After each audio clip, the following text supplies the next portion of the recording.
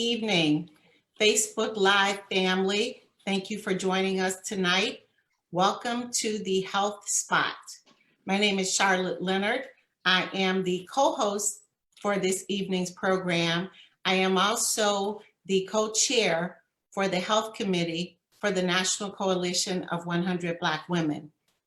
This program is provided by the National Coalition of 100 Black Women, the West Palm Beach chapter.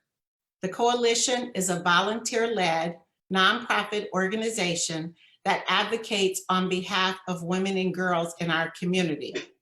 The Community Health Education Talk program is one way that we advocate as it relates to health and its impact on the women and girls in our community. We brought this program to you to address health issues in our community.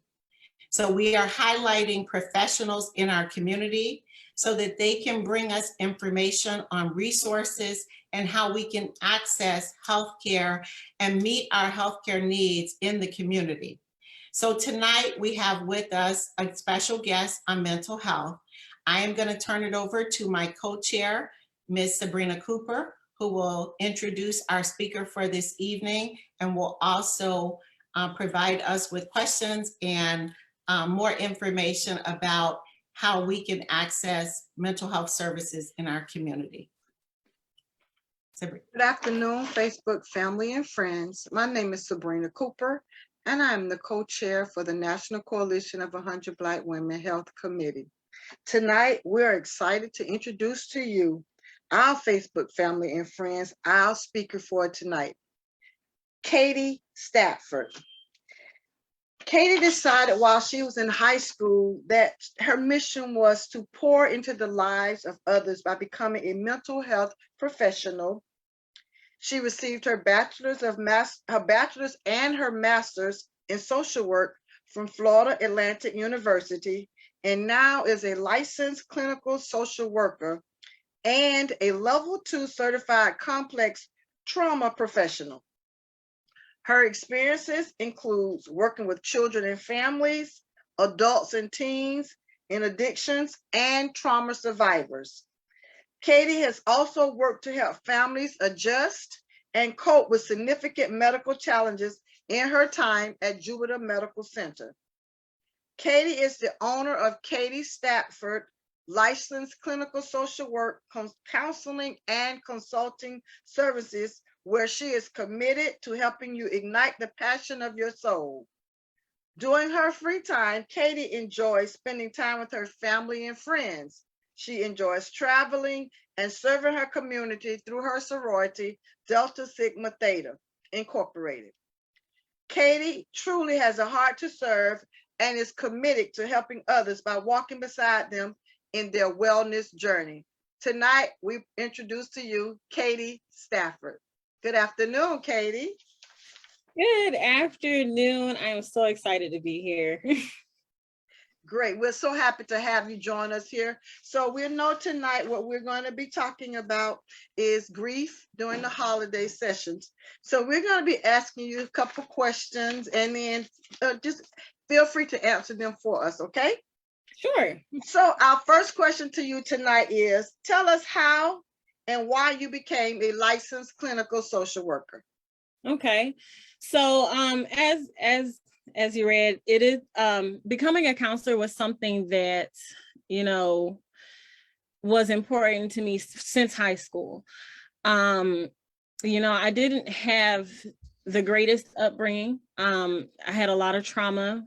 There was mental illness in my family, and I didn't really have anyone to talk to. My junior year in high school was when I connected with my guidance counselor. Well, she wasn't really my guidance counselor, but she was a guidance counselor at the school. And it felt so wonderful to have someone that I could talk to that I felt like didn't judge me, even though, to be honest, I kind of feel like I wouldn't be mad if she did. But it felt really good to have someone to talk to and connect with who really understood me, that I could, tell her anything and not be afraid of being punished. I just get love and understanding. And that's something that, teenagers, we tried, like when you're a teen, you want to talk to your parents, but you're always afraid that they're not going to get you, or they're going to want to fix it, or they're going to be upset. So it was just really nice to talk to someone else about what was going on with me and to find support. And so I knew right then and there that that was what I wanted to do. I thought I wanted to be a guidance counselor, but I didn't want to teach. So it took me a while to figure out exactly what to do. In fact, I joke all the time that I took 10 years to finish a 2-year degree because I could not figure out what I wanted to do. So again, I found myself talking to another counselor, and that counselor helped me figure out what I wanted to do. She was the one that said, you know, maybe social work would be a good avenue for you. So again, I learned the value of working with a counselor to kind of help me figure out what to do next. So, you know, it was kind of like a no-brainer for me. You know, this field in general was just a no-brainer for me. Okay, so right now we're in the middle of our holidays. We just celebrated Thanksgiving and Christmas is coming upon us. Can you talk to us a little bit about grief and the holidays?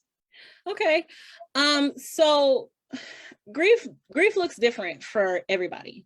So some people can kind of roll through it and they don't really show the emotions behind it. Some people go through it, and because they don't show the emotions behind it, you see the behavioral side. So it like, for instance, some people, they kind of shy away from family. You know, there might be a family event. You might see 1 or 2 people missing. They're hiding off in their room. That could be a sign of them struggling with grief. You have people who might have outward expressions of grief, crying, just, you know, sobbing and just, you know, talking and perseverating about the loved one that they lost. You have people who might act out. They might drink excessively. They might start smoking, chain smoking. They might be using drugs to kind of cope with that during the holidays. One of the reasons why grief is such a difficult thing to deal with during the holidays is because there's like this sense of loss of tradition. Like if you have someone who's central to your family or central to a tradition that you have in your family, it's kind of hard to imagine going through that holiday without that centerpiece. So sometimes people don't want to deal with it at all, so they just don't engage in the holiday celebration. I know I can speak for myself personally. When I lost some family members when I was younger, the holidays were hard. I didn't want to celebrate Christmas. I didn't want to get with family to celebrate Thanksgiving. I would choose to work.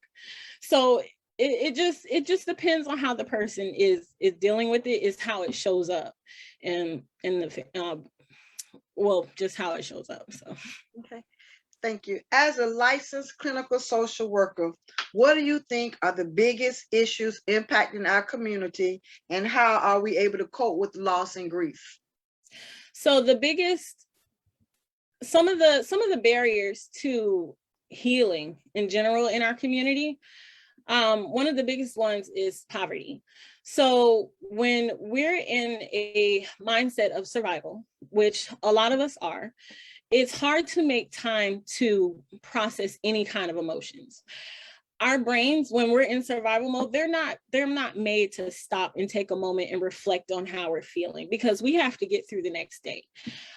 Society in general, you know, it's not built to accommodate people who need to take a moment to think about what's going on in their lives. Like even like grief periods, you only get a certain time period to process grief, but grief in reality has no timeline. So if you know for a fact you're only going to get 2 or 3 weeks to process your grief, then you're kind of like, okay, I need to figure out how to put this back in the box so that I can function at work.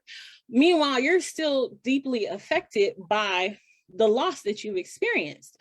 So when you have that survival mindset, it's just automatically, you know what, I'm not even going to deal with this. And then later on down the line, it kind of catches up to you, like with it in terms of your health, like those phantom aches that you start to feel, the fatigue, the headaches, the heart issues.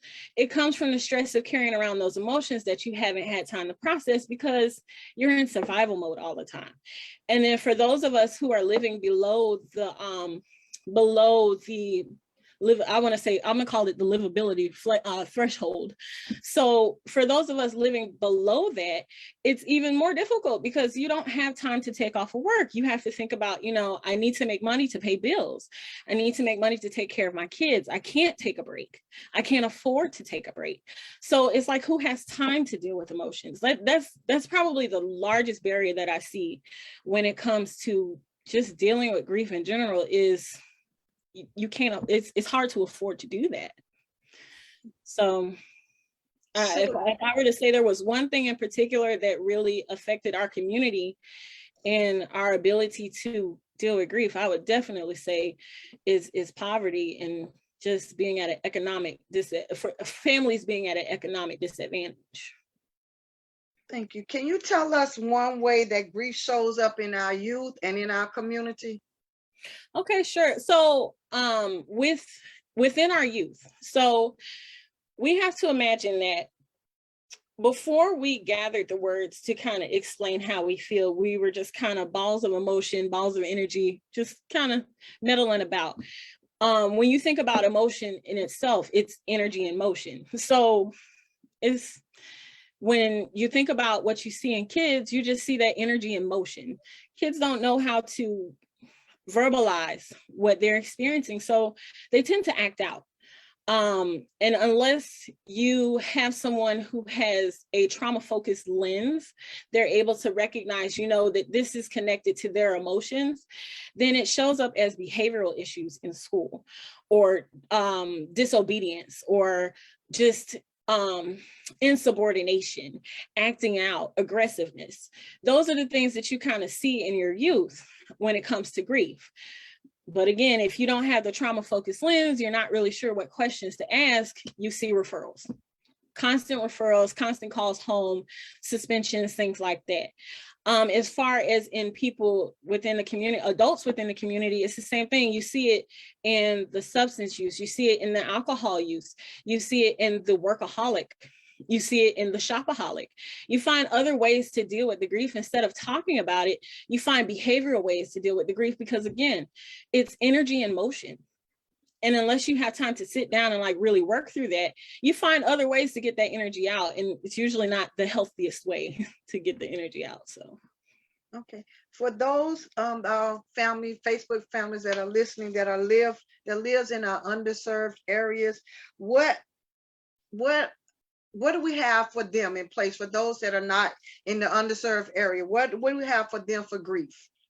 So there are several local community mental health organizations that are able to help, some of which offer free support groups, one of which is NAMI, it's the National Alliance for Mental Illness, the Palm Beach County branch. They offer free support groups for families who are struggling themselves with a mental illness, or they know someone who's struggling with a mental illness.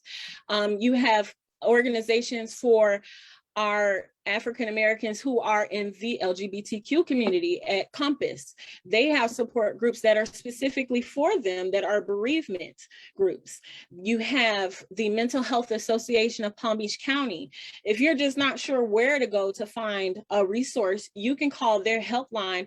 They have a catalog. They have a full catalog of all the services in Palm Beach County that are available to the community. If you're interested in getting one-on-one services and you're not sure if you can afford it, there's an organization called the Loveland Foundation, which offers vouchers that will pay for therapy. I think the cap is $120. So they'll pay for therapy. They'll pay for at least 4 therapy sessions up to $120. If you aren't able to get a voucher through the Loveland Foundation, there's a site called Open Path, where therapists sign contracts to provide services between $30 and $60 for anybody who is interested in services. So there's a wealth of resources out there.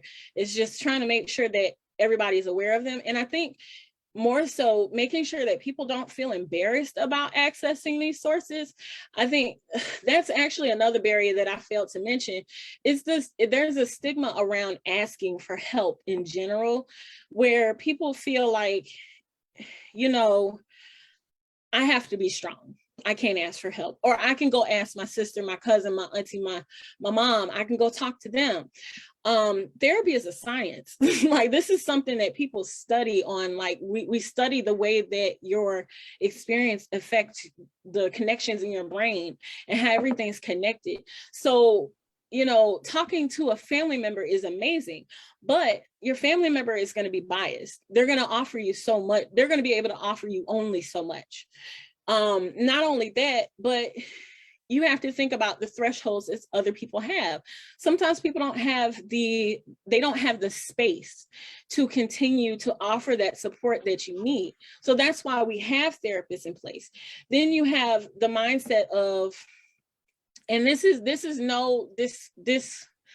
to no discredit of our faith in Christianity, but you have people who are so afraid of committing to therapy because they are scared that in some way it shows that they do not have a strong faith in God, that it goes against their religion to ask for therapy, because it shows it, for whatever reason, it feels like they're not fully trusting God if they're going to a person. But in reality, we have to think about it. God puts people in place for a reason. So evidently, you know, there's a counselor there for a reason.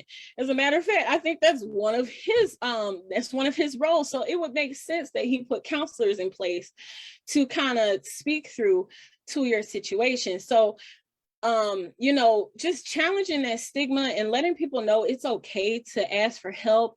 It's okay to access resources at a discounted rate. It's there for you. You just have to reach out and get it. And then with therapy, it's private. So you don't have to tell anybody that you're going to therapy. Now, if you're like me, I'm gonna tell everybody I'm going to therapy. I love my therapist. Danny is amazing. I'm a hype her up every time, but you don't have to do that. Therapy is between you and that person. You don't have to talk about what you talk about in therapy. There's also there's also the fear that, you know, somehow or another, what you discuss with your therapist is going to get out, but it's between you and that person. And I think that's that's probably my favorite thing about therapy is I can go to my therapist and tell her like the most horrible thing ever, and she would never judge me. And that's what, you know, that's our biggest fear as people, is not being able to be accepted. So when it comes to accessing those resources, it's just making sure that people understand, listen, this is here for you. You don't have to be scared. You don't have to go through it by yourself. You really don't have to go through it by yourself. You know, it's there for a reason. It's there for you to access freely if you want it. And, you know, if you're able to, you might even be able to get a couple sessions for free. So. Okay. So you're saying that there are resources that are out there that are available for grief and as well as trauma survivors, correct? Absolutely. Can you talk to us a little bit about trauma survivors? You mean the resources available for trauma Correct. survivors, or? Correct. Okay, so it's the same thing. You can call. Well, it all depends on like the situation that you're in. If you're ever in a situation where you're not feeling safe, you know, you can always call 911. If you're in a situation where you're not feeling safe and you're not at a point where you're ready to engage emergency services, you can call 211. You can find resources for battered women. You can find resources for domestic abuse. I know that, you know, during the holidays, well, during sports seasons, domestic abuse usually kind of increases because the abuser gets really upset about something that's going on with their team, and then they kind of take it out on their partner. Same thing during the holidays. They might have other things that they're dealing with and they take it out on their partner. And then during the holidays, that would be more isolating because, you know, everybody's trying to have a good time. Everybody's with their family.